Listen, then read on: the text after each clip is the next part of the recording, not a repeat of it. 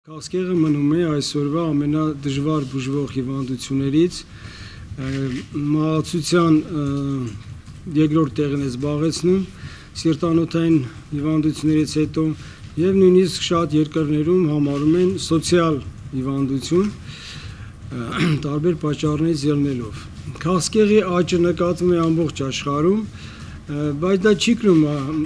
էպիդեմիկ ինչ-որ տենց վտանգավոր տեմպեր,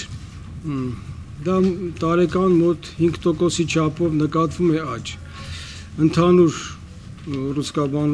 քաղցկեղով հիվանդների մասին է խոսքը, այդ թվում Հայաստանում։ Իսկ երեխաների շրջանում մինչև 16 տարեկան մենք վերջի 10 տարում չենք տեսնում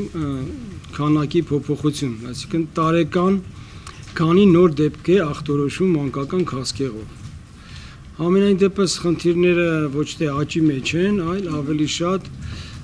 կապված ինչ մենք կարող ենք անել այդ հիվանդների համար մեր հանրապետությունում։ Այսօր ես կարծում եմ դժվար շրջաններից մեկն է մեր առողջապահության համար, որովհետև քաղցկեղի բուժումը համարվում է ամենաթանկ ոլորտներից մեկը, հատկապես մանկական քաղցկեղը, և երկրների մեծ մասում այդ ծանրությունը վերցնում է իրեն կամ կառավարությունը, պետությունը կամ ապահովագրական կազմակերպությունները։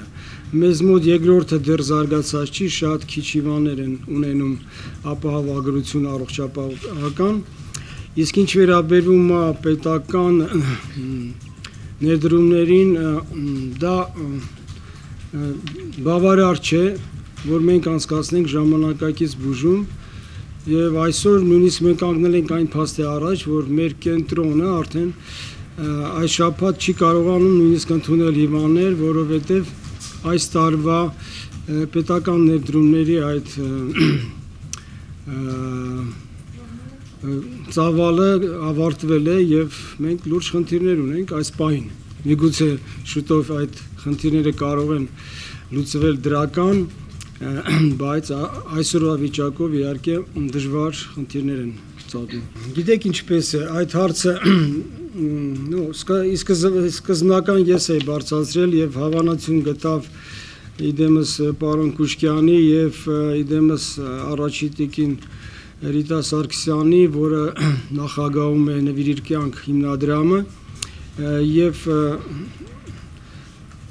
այսօրվա վիճակով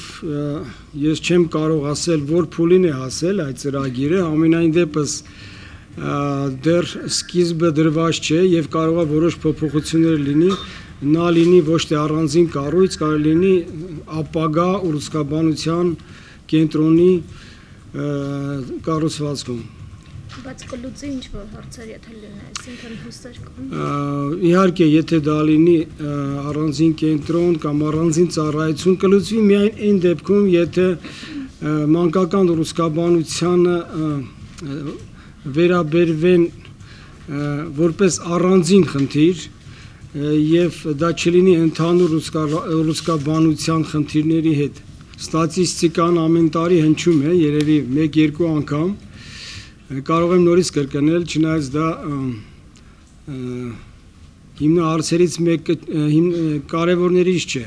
Տարեկան մոտ 100 երեխա է, նոր 80-ից 100 երեխա հանրապետությունում հիվանդանում են չարորակ ուռուցքներով, որի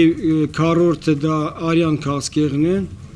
մնացած ուռուցքները բուժվում են մեր կենտրոնում, հիմնականում, և բուժման տոկոսը կազմում է